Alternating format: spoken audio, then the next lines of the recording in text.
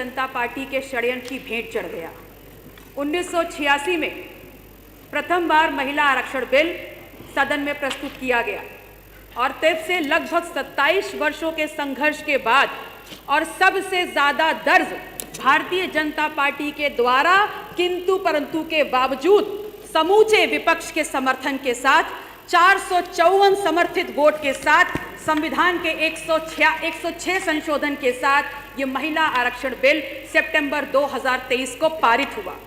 लेकिन गौर करने वाली बात यह है कि जिस विपक्ष ने समर्थन देकर के इस महिला आरक्षण बिल को सितंबर 2023 में पारित किया, उसने इस बात की मांग को भी रखा कि इस महिला आरक्षण बिल में वंचित समाज की महिलाओं को, पिछड़ों को, दलितों को, आदिवासियों को, मुस्लिम समाज की महिलाओं को भी कोटा निर्धारित करके घोषित किया जाए। विपक्ष की इस मांग को भारतीय जनता पार्टी की सरकार ने सिरे से नकारते हुए अपनी नीयत और नीति का परिचय जरूर दे दिया। मैं ये जरूर कहना चाहूंगी कि उससे भी ज्यादा कड़वी सच्चाई ये है कि असल में भारतीय जनता पार्टी की सरकार आरक्षण देना ही नहीं चाहती है। वो आरक्षण जो कहीं ना कहीं लैंगिक बाध्यताओं को तोड़ता है और शायद इसीलिए उसमें परिसीमन और जनसंख्या जैसे सवालों को जोड़ करके लंबित करने का काम किया गया। लेकिन माननीय अधिष्ठाता महोदय, पता नहीं लगभग 30 महीने के अंतराल के बाद ऐसा क्या होता है कि भारतीय जनता पार्टी के प्रधान सेवक और भारतीय जनता पार्टी की केंद्र की सरकार 3 दिवसीय विशेष सत्र आहूत करती है। अपनी चिरपरिचित प्रवृत्ति के अनुरूप संविधान संशोधन 131 के प्रथम दिन की मध्य रात्रि को ही इस महिला आरक्षण बिल को आधिकारिक तौर पर अधिसूचित किया जाता है और उसी तारीख 16 अप्रैल 2026 से यह महिला आरक्षण बिल इस देश में लागू हो जाता है। यह सत्र भारतीय जनता पार्टी को बहुत बेहतर तरीके से पता था कि यह 3 दिवसीय का विशेष सत्र कहीं से भी महिला आरक्षण बिल से संबंधित नहीं है। अगर यह 3 दिवसीय सत्र कुछ था तो यह था संविधान के 131वें संशोधन परिसीमन के मुद्दे पर। अगर यह सत्र कुछ था तो यह सत्र था रिप्रेजेंटेशन ऑफ स्टेट्स के मुद्दे पर। अगर यह सत्र कुछ था तो यह सत्र था जनगणना के मुद्दे पर। भारतीय जनता पार्टी इस बात को भली भांति जानती थी कि यह संशोधन किसी भी स्थिति परिस्थिति में आप पारित नहीं करा पाएंगे और इसीलिए इस सदन उस सत्र के खत्म होते होते रोना रट्टा मचाते हुए महिला आरक्षण बिल के झूठे नकाब को पहना करके तमाम विपक्षी पार्टियों, तमाम विपक्षी नेताओं के खिलाफ प्रधान सेवक और जिन जिन राज्यों में भारतीय जनता पार्टी की सरकारें हैं वहां पर आपने बिना मांगी हुई आपने सफाई देने का काम किया, निंदा प्रस्ताव लाने का काम किया, सड़कों पे अराजकता फैलाते हुए आपने प्रदर्शन करने का काम किया। यहां तक कि अनावश्यक आपने पुतला दहन का, आत्मघाती पुतला दहन के कार्यक्रम का आयोजन भी किया, जो कहीं ना कहीं आपकी चोर की दाढ़ी में तिनका होने का प्रखर सबूत प्रस्तुत करता है।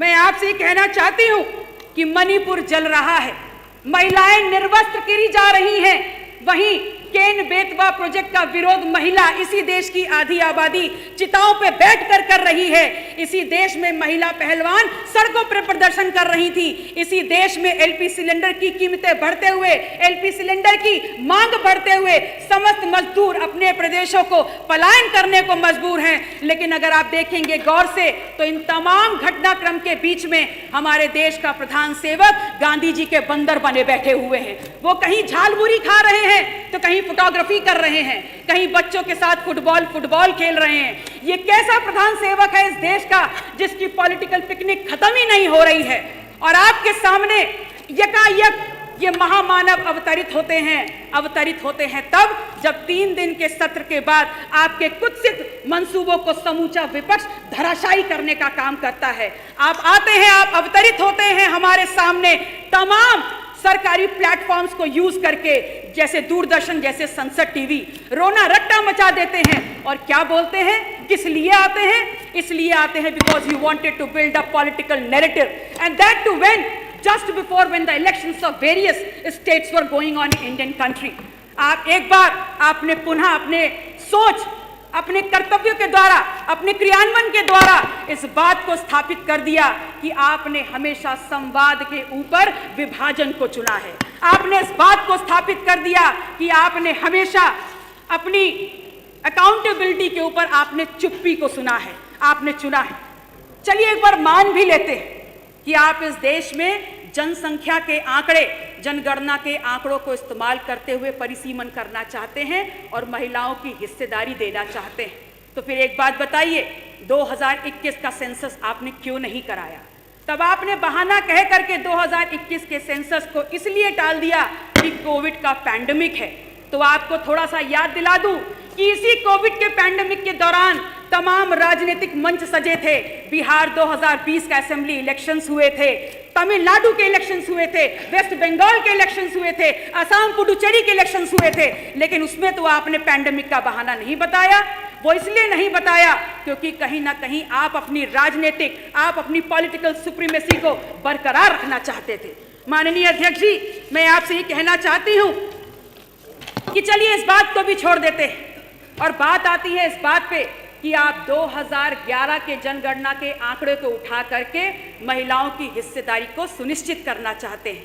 तो सवाल तो जरूर उठता है कि अगर 2011 के जनगणना के आंकड़े उठा करके आप महिलाओं की हिस्सेदारी सुनिश्चित करना चाहते हैं तो लोकसभा 2024 के चुनाव के दौरान आपने उन सीटों पे महिलाओं के आरक्षण को घोषित क्यों नहीं किया था? इस बात को आपको जवाब जरूर देना होगा।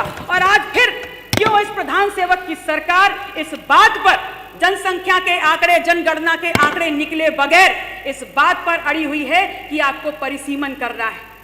वो प्रधान सेवक, वो भारतीय जनता पार्टी की सरकार जो रातों रात इस देश में धारा 370 लागू करती है, वो भारतीय जनता पार्टी की सरकार जो रातों रात नोटबंदी लाती है, वो भारतीय जनता पार्टी की सरकार जो रातों रात लॉकडाउन लाती है, वो भारतीय जनता पार्टी की सरकार जो रातों रात जीएसटी लाती है, वो भारतीय जनता पार्टी की सरकार जो रातों रात 10% ईडब्ल्यूएस लाती है, वो भारतीय जनता पार्टी की सरकार जो रातों रात यूजीसी इक्विटी रेगुलेशन 2026 को सुप्रीम कोर्ट के षड्यंत्र में फंसाने का काम करती है। वो इस देश की जनता के सामने रो रो कर कहती है कि हम असहाय हो गए।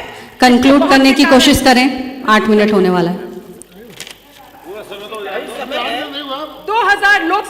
2024 लोकसभा में 33% आरक्षण देते तो 181 सीटें महिलाओं को मिलती और पुरुषों से भरी भारतीय जनता पार्टी की राजनीति विद्रोही हो जाती। तो ऐसे में आपने महिला आरक्षण को किनारे रखते हुए पुरुषों के अनडिक्लेयर्ड 8 मिनट हो गए, अक्षुण्ण रखा, इंटैक्ट रखा। 2024 में लोकसभा में ही अगर आपको 400 पार के नारे वाला आपका जो रथ था वो 240 पर सिमट गया और 2029 में आपके इन्हीं आंकड़ों की पुनरावृत्ति। धन्यवाद पल्लवी पटेल जी आपका। माननीय मंत्री श्रीमती रजनी तिवारी जी, पॉलिटिकल रिजर्वेशन सुनिश्चित करने, माननीय मंत्री श्रीमती रजनी तिवारी जी, करते हुए आपने इस देश की करेंसी की, पल्लवी पटेल जी बहुत बहुत धन्यवाद आपको।